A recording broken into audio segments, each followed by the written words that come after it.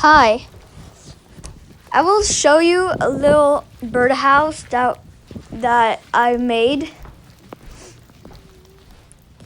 and I hope there will be some birds in here for the next weeks.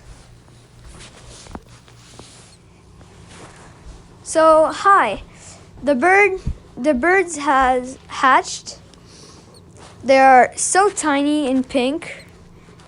I kind of like their big eyes that are still closed. They're cute, don't you think?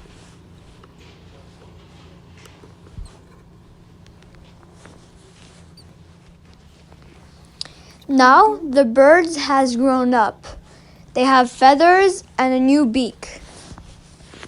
They look a lot like their mom now. They will go far away from here in the next few days. They will miss me actually. So yeah, don't forget to subscribe to see all our other videos. Bye.